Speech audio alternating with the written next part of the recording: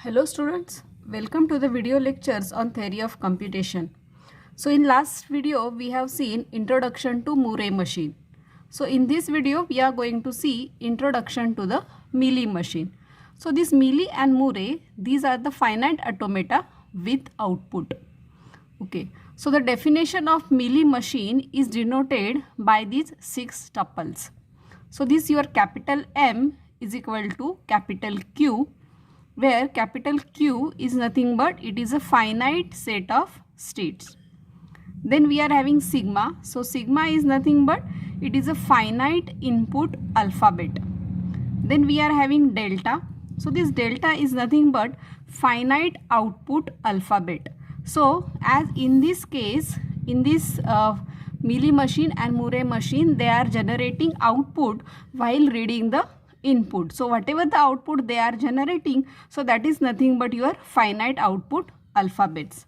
Okay, then you are having del. So del is a state transition function, means how your machine is changing from one state to another state. So your state transition function is q cross sigma gives you q. Then you are having lambda. So this lambda is nothing but it is a machine function, or it is also called as an output function. So in case of Mealy machine, your output is dependent on state as well as input alphabet. Means whatever the output your machine is generating, so that output is dependent on these two things. Okay, that is state and your input alphabet. So in case of Murray machine, we have seen that your output was only dependent on the state. Okay, then you are having Q0. So Q0 is the initial state of a machine. So by using these 6 tuples, we can define our Mealy machine.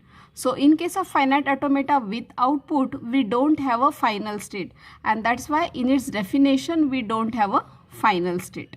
Okay, so this is a definition of your Mealy machine. So we will see one example.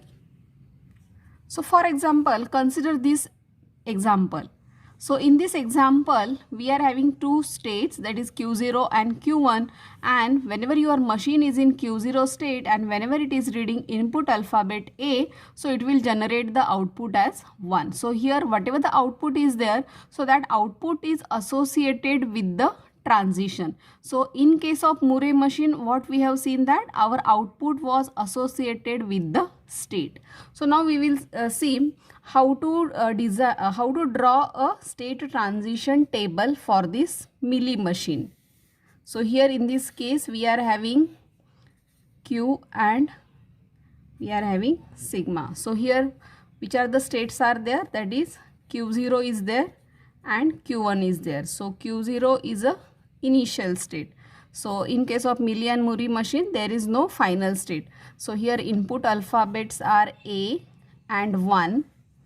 Okay, so Q0, initially your machine is in Q0 state, and whenever your machine is in Q0 state and whenever it is reading A, so at that time where it is going, it is remaining in Q0 state only and it is producing output 1. So that output we are representing in this way.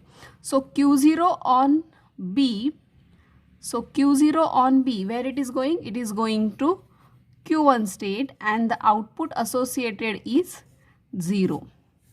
Now in Q1 state for input alphabet A, where it is going? It is going to Q0 state and output associated is 1. So in Q1 state for input alphabet B, it is remaining in Q1 state only and the output associated is 0. Okay, so this is how your state transition table for this Mealy machine. So if you remember, in case of Murray machine, in state transition table, here there was one more column, that is nothing but the output. Okay, so here in case of this Mealy machine, whatever the size of your input is there, so your output string will be of same length. Okay, so in case of, if you remember, if in case of Murray machine, output string length is greater than 1 in case of Mealy machine. For example, if you consider the string, for example, A, B, A, B. Okay, so initially your machine is in Q0 state. Okay, so in Q0 state, now it will read the first character. So after reading the first character, whenever it is in Q0 state and reading the first character, so it is remaining in same state only and it is producing output as 1. Next, in Q0 state, the next alphabet is B. So in Q0 state, if it is reading B, it is going to Q1 state and the output produced is 0. Okay, so now in Q1 state, now the next alphabet which it has to read is A.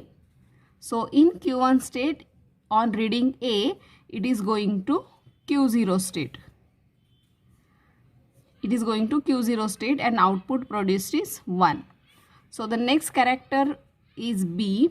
So in Q0 state, whenever it is reading B, so it is going to Q1 state and the output produces 0.